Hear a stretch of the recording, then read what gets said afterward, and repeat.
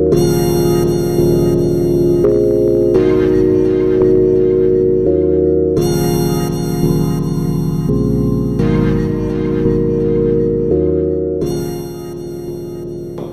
to What About This episode 10, double digits, we made it. In this episode, Josh brought us a question.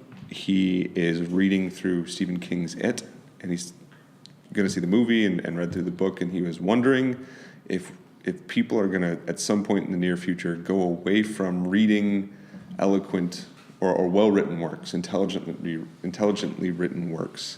And so he asked that question, and we started getting into why that might be and what that might be pointing towards. We talked about how, we may be moving away from written works, but maybe more towards oral literature, or we talked about like attention span and why people may not want to sit and spend the time reading, and how people are trained to read against how people are trained to do other things, or what that might mean for us. Sort of this idea of not cultivating a sense of reading, or not cultivating a sense of imagination. And we're wondering if one of the things Travis brought up was our kids just not bored enough today. So maybe we need to talk about that, and how maybe even if we look at a bigger picture, most of our great works in history were not actually written, they were performed. And so are we just moving back towards that, and maybe we're losing something in that transition? For a lot of people, time is the issue. So maybe there's new methods. We've talked about TV, we talked about movies, documentaries. Kyle brought up that documentaries are kind of visual books now, and I think that's a good point for us to think through. And then we sort of ended on this idea of the value of visual storytelling, and trying to figure out maybe if that's where we're moving, what should we be looking for in our visual storytelling as well. And so I think it's a good sort of prescient topic about where we are with entertainment and imagination, and experiencing sort of this idea of these tough but interesting works that cause us to think deeply and do what Travis called the deep work of thinking and contemplating. So we hope you enjoy this one. As always, please rate and review us on iTunes, and if you have any questions, or if you have any comments, or want to get a hold of us, follow us on Facebook. Like our page on Facebook, follow us on Twitter, and send us questions, or send us, we love to hear your feedback, so send us feedback. Thanks for listening, everyone.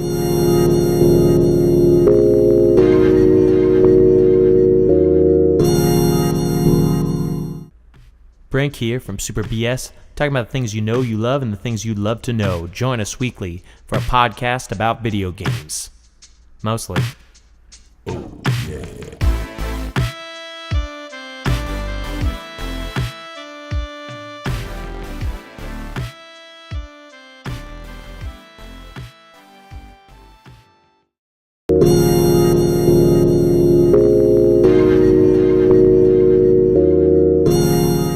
I've got a question for you guys. This is kind of, I guess it's sort of relevant to this week because It has come out in movie theaters. And so I've been reading It by Stephen King, the actual novel. It's like a huge book, right? It's a huge book, yeah. It's like 1,200 pages, is that? Or is that something else? It's about 1,500 pages. Oh. By the way, I've just listened to a podcast on Stephen King, not about this topic. That dude has written so much. Dude, anyway. If you, during they have a special opening for The Dark Tower, and one of them, he says he has his garage is filled with like unused manuscripts that he's written and never finished.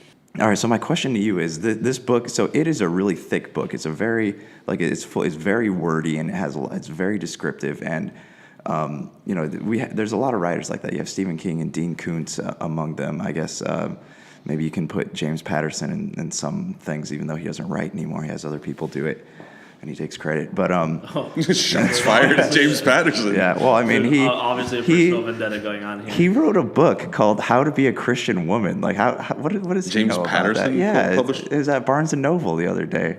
He's also a woman. It's just... it must be, man. So I didn't realize 2017. Yeah. Let me go back. Have you seen the original It, and are you interested in seeing the new one? Yeah. The 1980s version. Yes to both. Yeah. I got invited the other night to go see it, but I do want to see it, but I told them I have to go see it in the day. I have to. I can't go home at night after seeing it. And you have to be able to spend it at your parents. Yeah. After I saw The Ring, I went home. I was like 17. I went home and I slept with the lights on in my room because I was terrified. Anytime I've gone to the movies and watch a scary movie, what I have to do, like almost automatically, is go home. And watch a Disney. Yeah, like watch cartoons. Either watch cartoons or like watch like a comedy. Like watch And fake like, laugh as long as it takes. I watch like Parks and Rec or something like very light until I've watched that enough to where I can like go to bed. Yeah. After I watched The Grudge the first time, I remember I was scared of little Asian children for a long time. Yeah. how about Children of the Corn? That freaks me out. That's a Stephen King book too. That movie, Or short story. Yeah. or The Good Brother, or The Good Son. I think with Macaulay Culkin. Yeah. Where you're like, when a 5-year-old becomes a murderer, that's Well, where. I say there's nothing creepier in cinema than a little kid in an abandoned playground singing nursery rhymes. Absolutely. Nothing good comes out of that. You guys ever see the Rob Zombie remake of Halloween? Yes. And shows how No, Yes. because I've never understood the desire to watch scary movies. 'Cause I've seen It.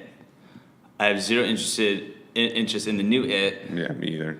and the original It freaked me out to where I still, when I talk about it, I'm irked. I don't. I don't do horror. I can't. I don't understand cannot it. But do it. I can do it, but okay, I have You know no what? You know what I interest. really like hearing? I like hearing about like the behind the scenes thing. So the guy who yeah. plays the new Pennywise, Bill Skarsgård, he was on Jimmy Kimmel, and he was talking about it, and he goes, "The gnarly thing is like, I realized during a scene where I have like one of the kids like in my grasp, and I'm like drooling and I'm like all in his face, and he's crying and like getting choked up." He said, and as I'm filming this scene, in the back of my mind, I'm going, what am I doing? He goes, I think I'm like traumatizing this kid. This kid's like 11 years old. I just He witnessed goes, this and they kid's yelled- coke habit forming. The best was, Aaron Carter. he said this was the best part. He said, so they yell cut, and all of a sudden, like I just look at him and I'm like, hey man, are you okay? He goes, without stopping, the kid goes, love what you're doing with the character. Man. Love what you're doing. Love the direction you're going. And he goes, I'm just sitting there like, love what you're doing with the character. And so hearing stuff like that, I'm like, oh, now I kind of want to see it.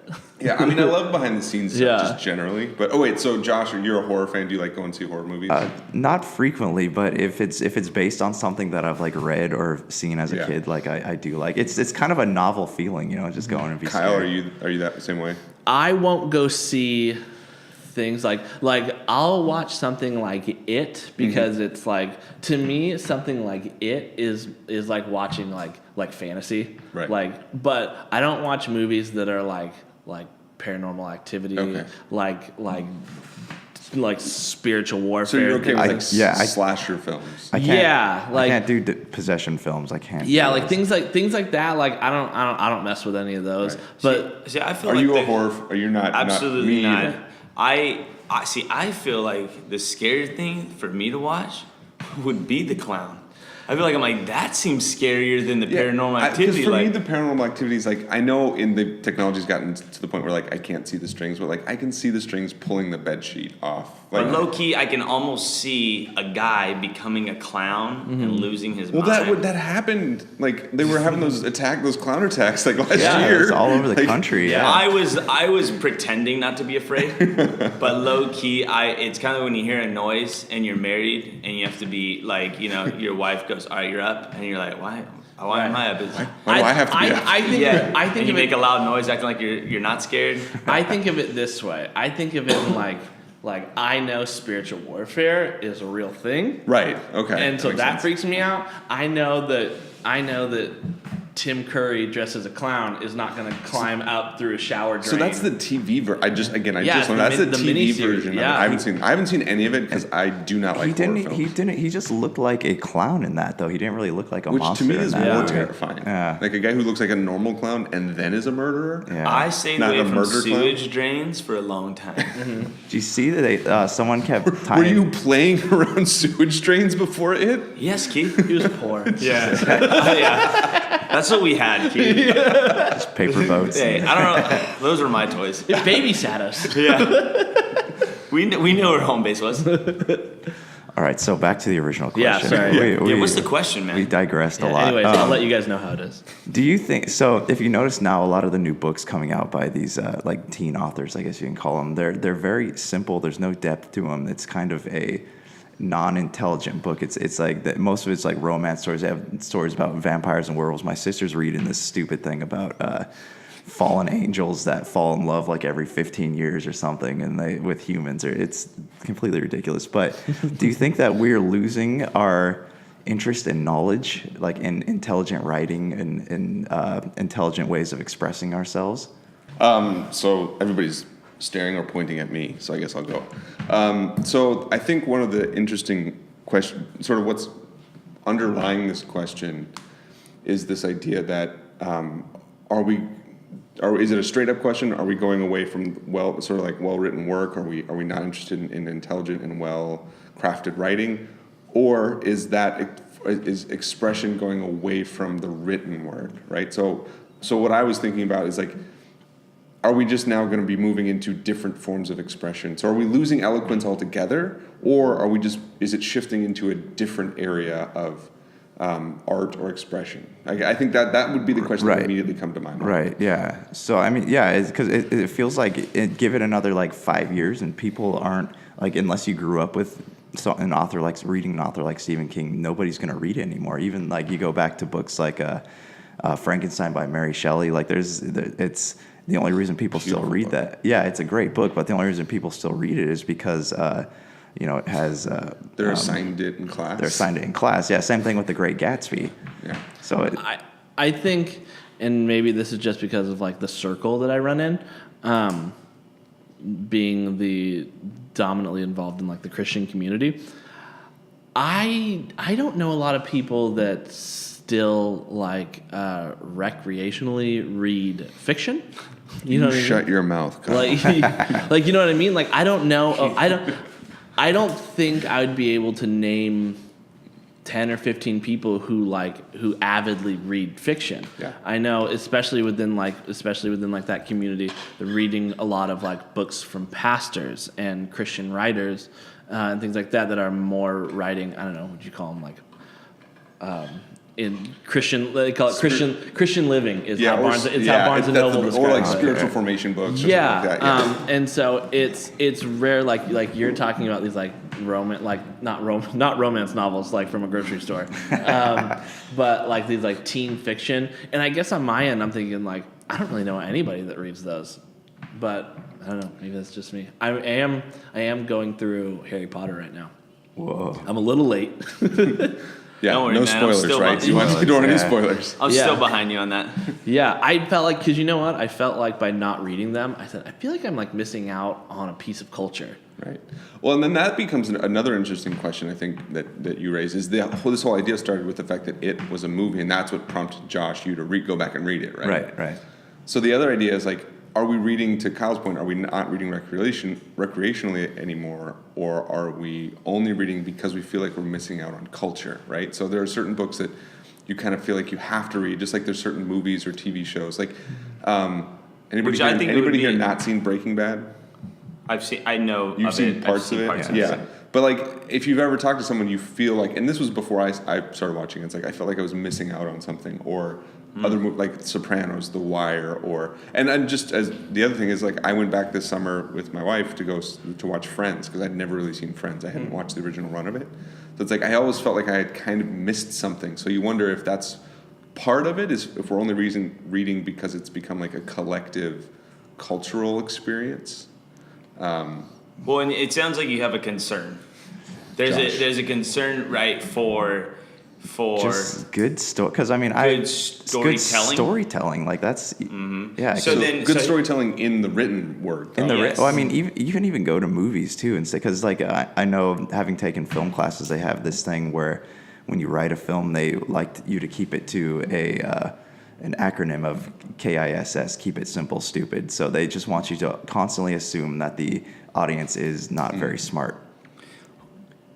So, okay, so I come in and I go, it seems that there's a whole nother machine going on that is cultivating and creating the lack of desire to read good work. Therefore, why would I write good work if no one wants to read good work? Right. And if recreational reading, if you will, is not something that is very popular amongst people growing up or people period in culture anymore, part of it, I go into mode of we have access to so much means of entertainment. We have our phone. We're growing up now in a blog culture. Mm-hmm. We're growing up in a article-driven culture where I'll read an article barely, and can I get through that? And that has a lot to do with attention span. To really commit, I'm not even talking about the IT novel, a 1,500-page IT novel. The attention span of right? Kyle's smiling because he goes,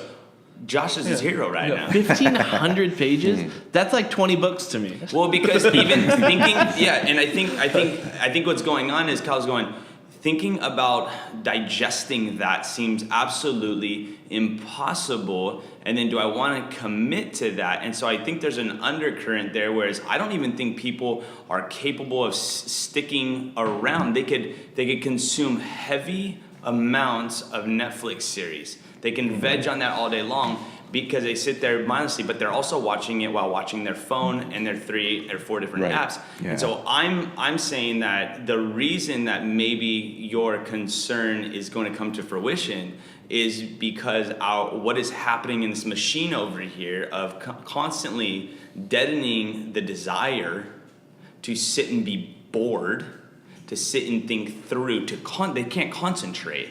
The public speakers, this is why TED Talks are 18 minutes, because we can't concentrate. They have a system in TED Talks. There's about 11-step system in which you do a TED Talk. And so TED Talks, they keep it short and simple, right? But it's good stuff. And so they said our attention span is dwindled to 15-second intervals, I think it is. So you go, try to read a 300-page book. You're over here crushing a 1,500-page novel. Kyle's he's sweating. He can't even try to figure pamphlets. Yeah, just reading pamphlets. I'm looking ahead to like books 5 through 7 of Harry Potter. Going, that's going to be rough because those are like what? That's amazing. Those are like meaty. They're like 700 pages. Yeah, 700-800 pages. Like, yeah. And so you go. So Keith, yes, you've read all the books, all of them, and all the greats, all the good ones. You teach through them. Right. So I think to your point, Travis, is that. So I just came back to the semester about 3 weeks ago, and I have to get back into it. And How long were you off, Keith? We don't need to talk about this, Travis. It was a while. Quarter of a year? More. Yeah, more. It's a third of the year, basically. Keith's excited to be back. Yes, I am excited to be back. But to your point, Travis, is that I mean, I have spent my entire life reading. As long as I've been able to read, you could find me with a book in my hand, probably reading about 2 or 3 books at a time. Not simultaneously, but like I can put a book down, pick up a different one that I've started already. So I've had 25 plus years of training. I take the summer off. The first 2 weeks of every semester, I still have to get my brain back in shape. I think what we fail to understand, but Travis, you're sort of pointing this, is that our reading brain is something we have to condition to do that. And if we're not conditioning it, Josh, to your question, it's almost a little bit of a self-fulfilling prophecy. Is like if we're not, it's not that good works won't be written. It's that if people aren't reading them, there's no point in producing them. Yeah. Right. Let me ask this. Maybe this is a stretch. This is not class. You do not have to raise your hand, Kyle. Maybe I'm going to connect things that aren't connected, but maybe I am. Welcome to What About This? Yeah. Do you think that what could be happening is you have kids today growing up with so much technology right at their fingertips that they don't really have to like play make-believe or make spaceships out of cardboard boxes and build tree houses. Hold on. And so then what happens is because of that, whatever part of their brain that really develops their imagination has been stifled. And then because like books, especially fiction, require a bit of imagination on your end. So maybe if they're not as imaginative, books are not as enjoyable, therefore they're not reading them. Well, to your point is they're teaching why boredom is important for creativity. And kids are growing up in a society in which boredom doesn't exist, because even when I'm bored, I have something to entertain me, to Kyle's point. Right, and so I'm saying I don't know if that's too much of a stretch. No, I mean, that makes sense. That's a good point. Yeah. I mean, it's tragic too, like the death of imagination. Like I am imagining this, imagining us going back to a time where, if you were to write a fictional book and there's like a monster dragon inside of it, people are like, no, that's stupid. That can never happen. So we're kind of going back to that because we have so many books on like philosophies and self-help and all this stuff, and people just eat that up like crazy. Well, I think it also speaks to what is the role of imagination in the larger society, right? Why does imagination exist, right? What are the conditions that produce good imagination, right? Well, for a long time, I mean, if you look at histories, even just in America, there's a lot of it when it comes to conflict, right? So we're coming out of an 8-year run where we were relatively low conflict in all aspects. Other than the crash in 07 and 08, it's from 08 on when we were on the upswing. And I'm not trying to like gloss over the fact that a lot of people struggled. I'm not saying that, but just nationally, we didn't have a lot of conflict economically. We didn't have a lot of conflict politically, meaning we had sort of gilded over it. We had sort of ignored it because of some sort of political circumstances, and we were kind of withdrawing from our international conflicts abroad. So we were kind of low conflict. We're coming out of an 8-year where kids grew up in that. Well, let's just call it out, right? And I'm not saying this is a bad thing, but we had the first black man elected as president, and for about 8 years, the nation was like, good. We've gotten past some really dark times in our history. Obviously, what happened last year has sort of proven that wrong. But for 8 years, anybody born in between 05 and 15 grew up in a world that they saw as idealistic. Mm-hmm. So there's no need to imagine, because you're living in a world that has produced that is the ideal, right? Right. So if you have low conflict, there's no need to struggle. And I think a lot of times creativity, imagination comes out of conflict and struggle. And so if that's the case, then imagination probably took a back seat, and that's why self-help philosophy took a front seat, because when you have the spare time and you don't have to escape your day-to-day realities, you want to try to improve yourself. So you're like, let's just work on me then. Right. Yeah. Like, so you talk about struggle. It's reading a novel it's struggling. Yeah.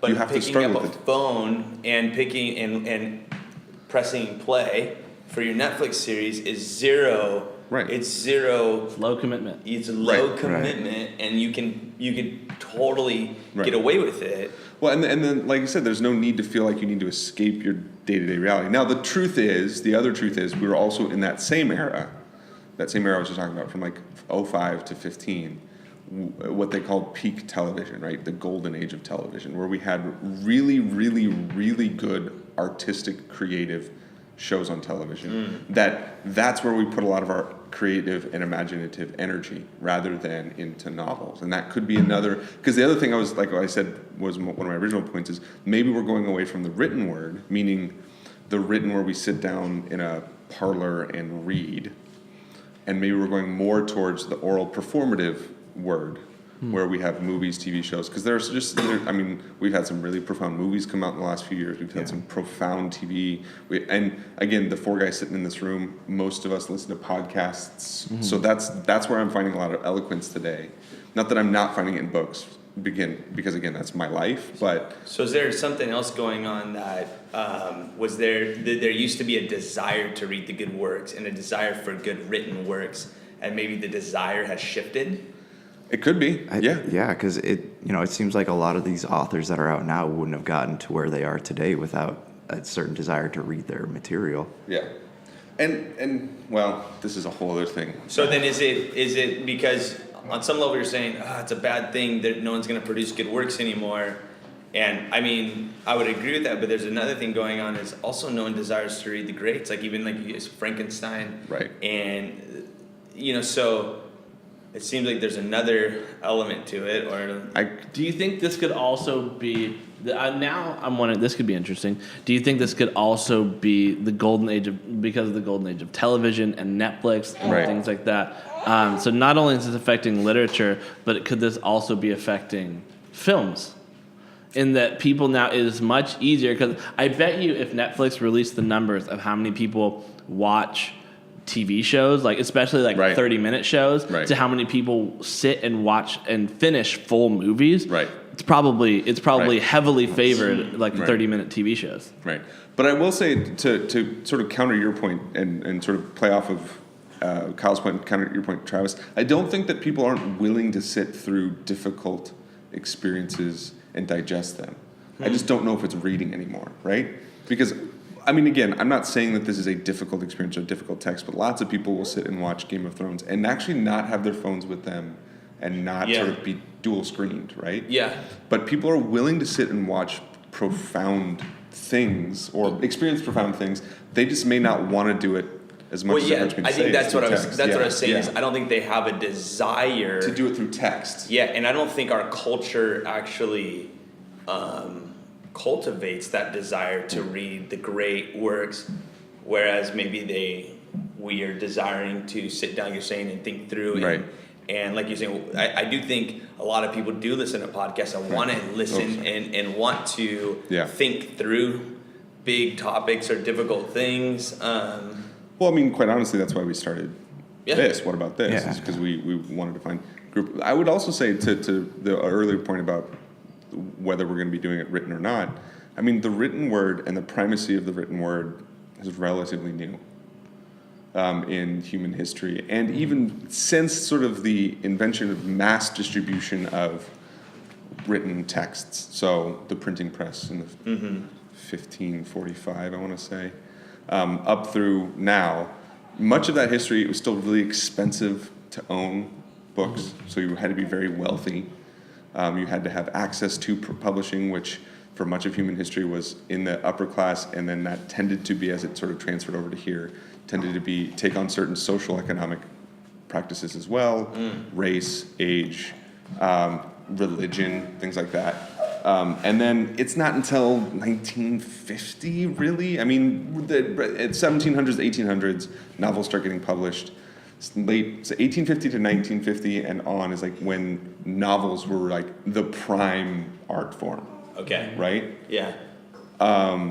But that's 100 years. Okay. So You know what I mean? Like, so then that's 100 years. Okay, so then is it really a negative thing for culture if pre that time, really the way we were even entertained or we Right. consumed information was through, I don't know, what would, I mean, Well, what I was mean, it? think about it. I'll ask this question from your guys' like schooling and just what you know. Who's the greatest English language author? Who do we typically say? Shakespeare? Yeah. What did he write? What? Plays, not novels. Exactly. So no one read Shakespeare. Everybody watched Shakespeare. And that's what I think I was getting at. I was like, what did they do to consume? So yeah, I think that's a cool kind of perspective maybe, instead of is it a negative thing? Like, it gets to Josh's point, they're writing cheesy teen love novels and someone's just going, it just feeds my family. Right. Like, and that's always been true. I would say the biggest thing to me is the time versus excitement factor, in that I don't want to invest as much time as much of my life into sitting down and reading a chapter or even watching a 2-hour movie. Right. If I'm going to do that, it's one of these like, it better be good. Right. Or else like it's going to lose my interest very quickly, whether I'm watching something long or reading something long. And so that's why I think the TV show is thriving. Because Yeah. even if the TV an show is hour. like, even if the TV show is not great, it's 30 minutes to an hour. Right. Yeah, it's but not like a you big said time too, commitment. it's low commitment. That's what I'm saying. Yeah. But it doesn't mean the struggle's not there or Right. that it can't produce deep thinking. Right. And Right. so I'm saying, and so that is what we're saying, low commitment. That even if it's not great, it doesn't matter. It's Well, only 30 minutes. And the so. truth is, how many people do we know that could read? And I don't mean this as a bad thing, but how many people do we know that could read a book that does a fiction book, especially that produces sort of deep thinking? That they kind of know how to draw that out of text, where they do Yes. know how to draw it out of a movie. They do know how to draw it out of. They've been trained. So Right. to your point, I Right. remember years ago, someone is asking you like, how can you read that much? And you're like, well, you go to the gym, right? Right. And you said, and to your point is when you go back to semester, the first 2 weeks, you're like getting back in the gym, Right. and you've been training that muscle Right. to be able to do that. And so I don't see a dumber generation. I mean, Right. No, I agree with you. necessarily. Well, at least not in that way. Not yeah, and because I am interacting with younger people all the time, Right. and they do desire, and I don't know if it's later on they desire, if the desire comes later, but they've also been in a system, and you Keith you have an assignment you give it to your students. Yes. And the assignment is what? Where they all freak out because you don't give them the play-by-play. You kind of give them this creative. Yeah. It's a class I'm teaching now. I don't know if that's the one you're talking about. We'll see if this is the one you're talking about. But it's a 400 level class. These are English. That's actually to your point. These are English majors. They have chosen to become English majors. They love reading, and they are good at reading. They know how to. They've done many classes where they've learned how to interpret and draw meaning out of text. So then they take this class called Literary Theory, cue the groans, that they have to read really dense texts. And my assignment is you have to write an 18-plus page paper. You choose one novel or one author, and you have to write 18-plus pages on sort of developing your own, I call it theory, it's not really theory, but developing your own interpretive practice. Like, how do you read and why do you read that way? And sort of you use this novel to draw, like, to explain that. And I don't give them many other parameters other than that. I don't tell them what they have to include. I mean, I tell them how many pages and the format and maybe a couple other things, how many sources they need to include. Other than that, I'm kind of hands off. And there's two responses. There's one response at first. And they're just incredulous, like jaw dropped. I'm like, what? We have to do what? Then about halfway through the semester, there's two responses. I hate this paper, and they don't say I hate you, but sometimes. But you know. But I get it. Yeah. 18 pages. They're just not brave enough to tell 18 you. plus, 18 is the minimum. Jeez. Or there's this excitement that comes about where they realize that they've been given the freedom to really fully explore.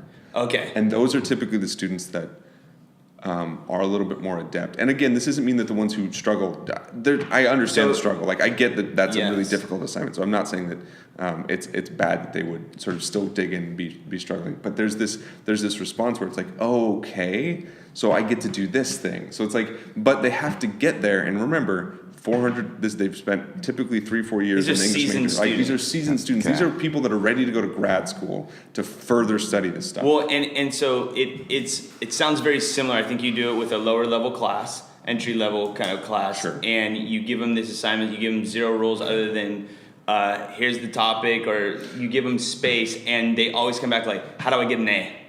Oh yeah, I mean that's true across the board. Yes. Students will come. Like Yes. I tend to be more than other people who teach at the institutions I teach. I tend to be a little bit more hands off and open ended. Like, I give them a prompt and then it's open ended. I like to guide them, but I don't like to give them too many parameters. And the response you told me was they kind of go, I need those parameters. Right. And my point, what I'm trying to make with your example to me was they've been groomed. They've been raised in a system Right. in which that freaks them out a little The bit. answer is the correct answer is what they need. Yes, and so they've been shaped and they've been groomed to live in such a way, if you will. I don't know, best way I can say it. And so I think a lot of it too is we have not been raised or groomed to be Right. able to exercise that muscle. It's like Right. we've never done leg day. We don't go to the gym in that way, but we are going to another gym in which we excel in that area. Right. So that's actually a good point. So my mom is a teacher, and so is my sister. And I always hear stories about, it seems like a lot of teachers don't want to really expand the minds of their students anymore. It's just a job. It's a 9-to-5 job for them. They just want to start the day. They want to end the day. So do you think that since people are no longer being encouraged to think like that could be a result of what we're seeing That's now? where I'm coming from. I think it's definitely more systemic than it is individual. I don't think individual teachers don't want to expand their children's minds. I think there are certain things that are being rewarded, like standardized testing. Yes. And wherever you land on standardized testing, there's some value in it. There's some real big problems with it. But if your whole merit system, if your whole financial system, everything is based on that particular score, well, of course it's going to trend towards we teach for the test rather than we teach for them gleaning knowledge. So then when they step in a classroom like this, Right. they kind of, it's an ant out of line. They don't know what to do with it. You're like, I have to sort of break some of those old habits, which is tough because and to your point, and I think even Josh, to your question is like, are we losing that habit, right? Are we losing that habit of mind of reading really well written works? Because I will say, regardless of whether we're going to oral traditions or not, back to oral traditions, I think there will be something lost in the transition where we do lose a bit of eloquence. As we transition from eloquent written words to eloquent spoken words. Yeah, and I think that goes back to, I'm like sticking to this. I think time is the huge thing. Because I think about it even this way. As I was sitting and looking at, it's funny, I just sit and just looked over at like my hat. Is it like, even being a huge Broncos fan, there has never been a time where I've like sat and watched a whole game like unhindered, like to where I didn't look at my phone once, or I didn't like get up to go like get a snack while the game is going. And I don't know, it could be you or it could be someone you know who is an exception, but I don't really know anybody who like even like sports who is like, I'm gonna sit here for this whole 3 hours and make sure that I'm glued to watching every play. And it's structured that you don't need to do that. Right. The way that they've produced football on television now, it's like if you sit there and like I would like if someone told me like I sat there and watched from kickoff to ending, never taking my eyes off the screen, like what kind of psycho are you? Like why did you do that? Yeah. Because they build in these breaks. They do, and again, if you do that, I apologize. But I get close to that. Right, but they build in these breaks where it's like commercials and halftime, and so it's like they build in time for you to take a step back. What is it, 11, actually, like what do they say? It's an actual 11-minute game? Yeah, so this is just play. Yeah, just to paint you a picture real quick. Sitting in a bar in New Hampshire, my mom and myself and my sister are watching a Broncos game. They happened to be like Monday Night Football, and my mom goes, "I'm going to time it. I'm going to sit here and I'm going to time every play." And she did, and it was like the amount of football is like 11 minutes. Right. So that makes me think, I don't know, that's a complicating factor to your whole attention span, because we will have people sit in a room, even if they're not watching the game, but they're willing to sit in a room and be present for that whole 2 hours. Yeah, and I think they're not watching the screen, so I understand that. I think it's more because when I hear that, I go, what do you mean by this 15-second interval attention span? Or teachers are, I guess I'm hearing that teachers are making kids get up every 10 minutes because it, like the younger that they are, because it breaks it up and it allows them to get re-engaged, especially at a young age.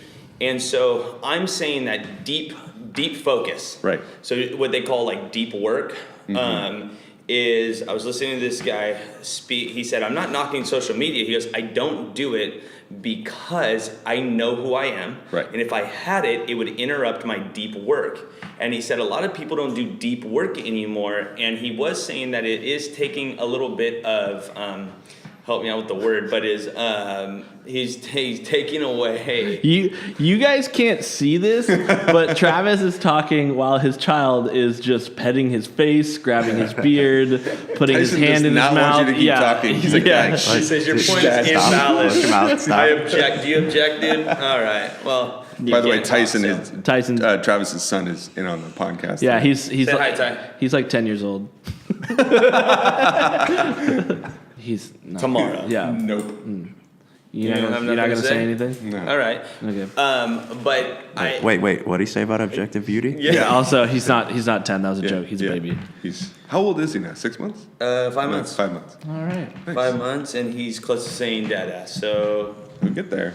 Whoa. it's in your face, Mom. So baby geniuses. Go watch it. Yeah. So he'll be sitting in. Talk about baby geniuses. Speaking of eloquence. Yeah, but speaking of eloquence, to your point is even if, say, we go back to this oral culture of, and you go, well, maybe in order to get there, it has to break through some walls in order for it for us to go, wow. Right. You know, for us to go, man, they're producing good works because this is kind of new. It would be new even though it's old, but it's new today because we've gone so far away from it. And so until that happens, we kind of have a bone to pick with no one reads and no one's producing good works, but we're now producing good works in other areas, which isn't a negative thing. It's not, I mean... Yeah, it's not. I think, again, that for me, the bigger question is, if what I would lament more losing than... I would lament losing eloquence more than reading. Not that, because I think it's less important, meaning reading isn't less important, but there, as we said right before we started recording, like, it's a very small moment, or actually even on the pod, it's a very small moment where reading was like the primary thing. The written word was more important than the oral word. And so it's not that we haven't, again, I mean, we can talk about our own tradition in the letters that Paul writes to the church. We can talk about the books I teach from ancient Greece. We can talk about even the books you teach, like Shakespeare, the writers you teach, like Shakespeare. All of it's heard, not read. So it's like, it's not that, and they're all very, very eloquent pieces. So it's not that that's the problem. What I would worry about, and there are some other worries for me looking out on the landscape of culture today, is like, I feel like there's also a slide away from eloquence and more towards sensationalism in speaking, right? In sort of expression. Or it's like, people aren't worried about nuance and language and all that. They're just worried about Capturing an audience. Yeah, capturing an audience. Does my point come across, right? So who's doing that well? Who kind of Who are some? So what I started thinking about when you're talking about eloquence and even the podcast world, I like to tune into revisionist history, Right. which you and is it Malcolm Gladwell? Yeah, Gladwell. And he not only makes me really think deeply, and I gotta pause sometimes. I go whoa, but Right. the way it's The produced, way he communicates, yeah. the way, but also hit the cadence of his voice, Right. and the subject matter. I'm going, man, this is gold. Right. This I can digest this all day long, and I walk out of there asking so many questions about life. Right. I go, man, that was eloquent. Right. Obviously, he's an author, right? And but at the end of the day, he's telling these stories, and he's tapping in this kind of new art form. Or Kyle had me listen to a podcast. Which one? The Crime Town? And no, not Crime Town. More Perfect was good. What was it? More Perfect about the Supreme Court. If you haven't listened to More Yeah, Perfect, go- stop hit pause on this right Stop now. listening to us. Go listen to Revisionist History and More Perfect, and then come back. Yeah. Yes.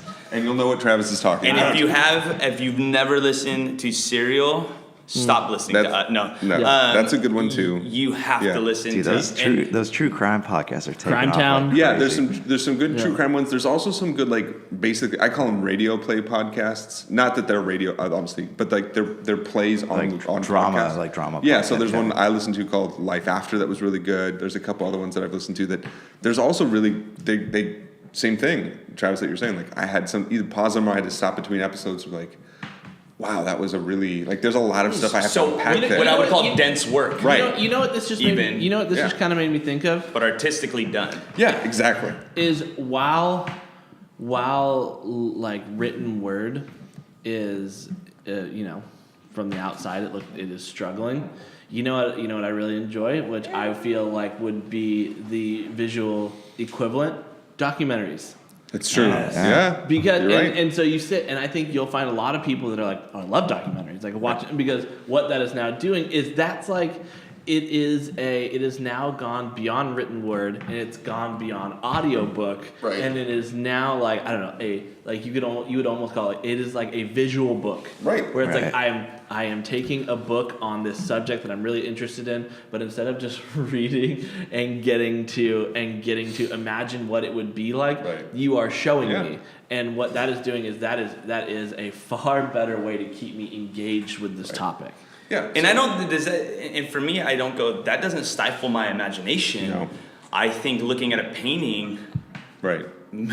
makes me more, imaginative, Right. if you will. Gives me something Yeah. to use. Well, and again, it's just one of those things like we were talking about earlier. Like, reading is a relatively new practice in human history, but it is a practice. It's something people. I can't imagine that those first people whenever like the first book was published, right? Yes. That people like knew how to read it, like in the way that we read today, in some of the nuanced and some of the ways we've understood it.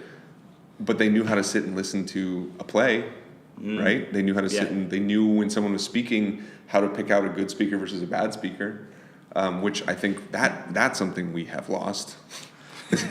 How to pick out a good speech against a bad speech, and hopefully this might be moving us back towards where we can determine what's a good speech and a bad speech. Right, yeah. And I also too, I think that a lot of good fiction is a product of the times too, because if you have like a lot of good pulp fiction writers like Edgar Rice Burroughs, his John Carter of Mars was based off stories that he fantasized after his uncle came home and told him about how because he was a Confederate soldier, he came home and told him stories about the Civil War, and then he basically took his uncle's stories and he turned it into this big like kind of space epic. So I guess it just. So that's an interesting point though, because what you're tapping into is, man, they had something that was driving, the core of their writing, if you will. Yeah. They had.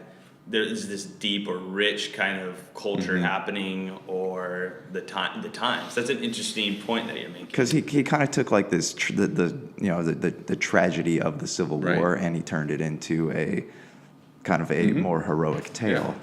Well, and I think that does go back to some of our earlier podcasts that we talked about, the idea of like what is the cultural narrative, like what is our narrative that we're telling ourselves, and the stories.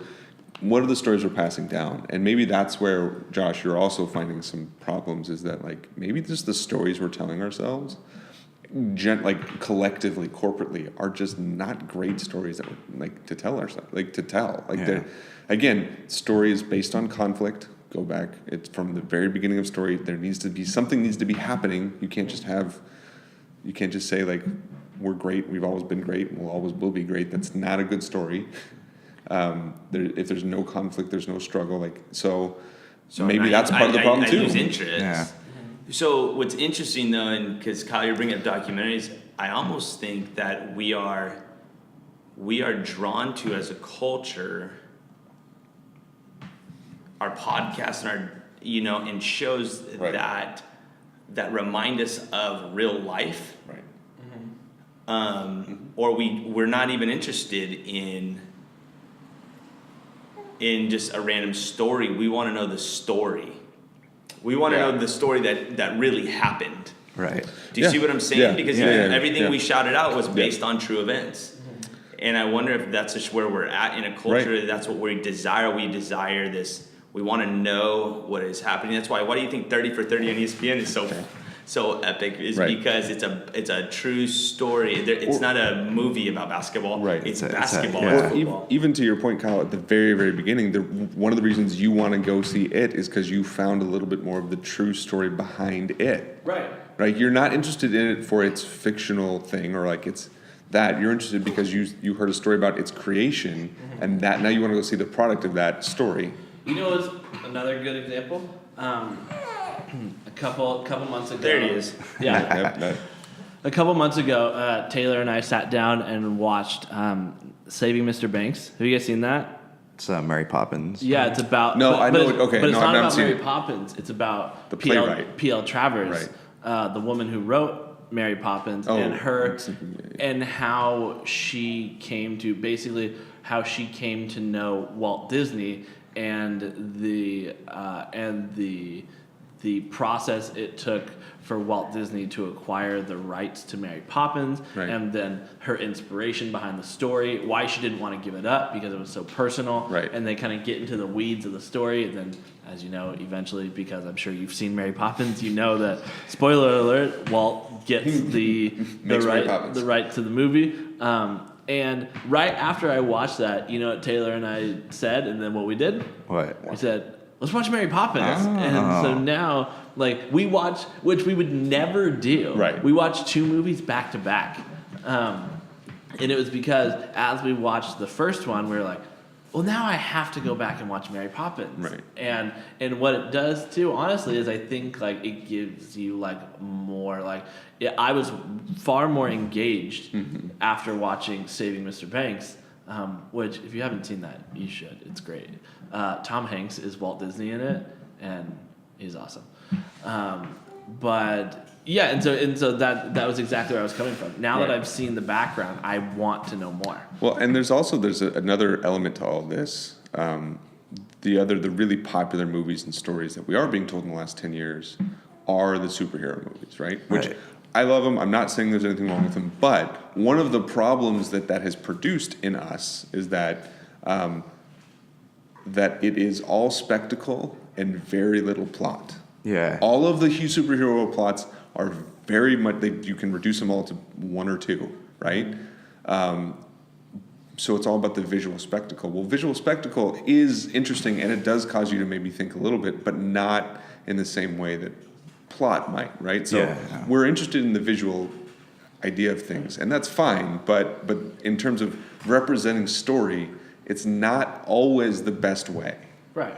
Is that they just go off of you have the Marvel universe, which Right. you're very keen to. But would you say Yeah. that Marvel pretty decently they have like a formula for a superhero? They movie? do, Yeah. but it like to Keith's point, it's all about spectacle to like people go and watch those. Like if you notice how Ant-Man did significantly less in box office revenue than like the Avengers did because it actually had a story to it that you had to follow, whereas it wasn't just a bunch of explosions and like aliens crashing into buildings and stuff. And I want to be clear, that's what I mean by spectacle. It's like, I'm not, because visual storytelling is still important, and I think there's a lot you can glean from it. I'm talking about the explosions, the set pieces, the things where it's like big fighting scenes. Big fight, yeah. Yeah, and again, I'm entertained by them. I think they're fun, but they don't cause me to think. Right. I'm not thinking like, oh, how is Captain America punching that alien, and what does that tell me about life? Like, I'm not thinking that. I'm like, yes, This means punch him something. harder. Yeah. You know who I think at least within our lives has done an amazing job at creating a visual spectacle along with a great story. Who do you think I'm going to say? Are you gonna say the one we were talking about earlier? I don't know. Say it. No, George Lucas. Okay, I was gonna say Wes Ah. Anderson. Oh, but- yeah, but no, I was going to say We're doing a whole podcast. on yeah, this. we're just, okay, but you're right. No, George Lucas. Star George Wars. Lucas, yeah. in what they have done, even now with the new one that he was less involved with. Right. And so like someone like J.J. Abrams too, who is connected with that. I feel like that is a great job of more than Avengers. It is. I am loving what I am seeing, but at the same time, like I have to pay attention, Right. or I'm gonna miss a piece. Right. To Yeah. where like the Avengers, and maybe this could also be just me, but it's one of those where, okay, I missed a piece of the story, but I still get that like that's Captain America, that's Right. Iron Man. Yeah. Right, yeah. And I agree with. I think that there are. That's what I mean. Like, there's lots of great visual storytelling out there. So I think that's not. I'm not saying that we shouldn't have those sorts of stories. But yeah, I mean, Lucas has done a great job. A lot of those guys in like the 70s were really good at that. After sort of that first run where it was basically just filmed musicals for a while. Yeah. And then like in the 70s, 80s when the auteur sort of came out and like they were really diving in. I mean, another one who was really good at it, I struggle with his works, is like Kubrick, right? Okay. Yeah. Kubrick was like a really good visual storyteller, even though some of them I'm just like, all right, I've seen this ship trying to dock for 5 minutes now. We get it, Kubrick. Yeah. But he had some, Lucas had some. I mean, even people like Spielberg Spielberg had, is yeah. really good at visual storytelling. And there is spectacle in it, but it's not the main point of it, right? Right? I mean, how many was Kyle, when you watch like the Force Awakens and then the Kylo Ren's lightsaber, like I got really excited because that was a cool moment. Right. But that whole scene of them fighting in the forest is great visual storytelling, right? Right. When he's like slamming his side because he's hurt or whatever, right? And so and that's why I keep like leaning. All right, no worries. That's why excited. while I mean, without getting too much into Star Wars, where like Darth Vader is like my guy. But then looking at like Kylo, you know why he's so interesting within the story is because he's the first like major villain I think within the series, and I could be wrong, and some like Star Wars buff is going to come out of the woodworks and correct me. I don't really care. He's the first like major villain in that like he is very conflicted. Yeah. He's very conflicted, Right, yes. and he's a little bit weak, like Right. a little bit. And that, Right. like, you never see Darth Vader when he's hurt, like, showing that he's hurt. Well, and that's what I think Lucas was attempting in that in the prequel ones, was to show the buildup of the conflict of Vader. I don't think it always worked, Right. It was kind of like a light switch moment, though. He just like I know, let's go kill some that's kids. why I think that Kylo Ren, you're right, is he's interesting for that, right? He's interested in that. Like, there's clearly something. There's a history that's really dark in a way that's similar to the Darth Vader story, but like he's not just a straight up. Because that first A New Hope, the first Star Wars, Vader's just just killing yeah. everybody. I mean, I actually love that moment in Rogue One where they get kind of like the slasher figure in like just like wrecking guys. And just- Right. Yeah, just like no mercy. yeah, but and that created its own interest of someone who is so like purely evil, right? That's its own conflict. But Right. you're right that there is this conflicted thing, and I think we appreciate those sorts of those ones. Yeah. So We started with literature and we ended And it was Star Wars. We ended at Star Wars. yeah. So This podcast is brought to you by the movie It, now in theaters. yeah, If only that were true. yeah, What do you guys think? it is. We don't listen to you guys. Yeah.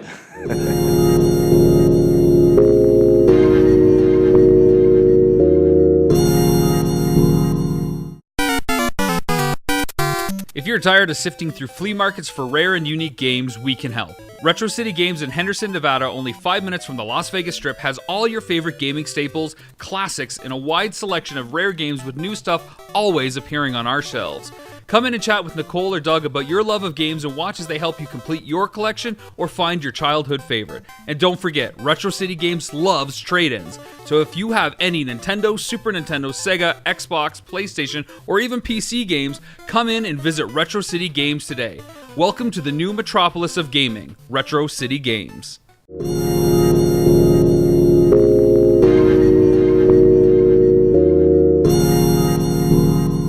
That to us people that can feel things, it hurts.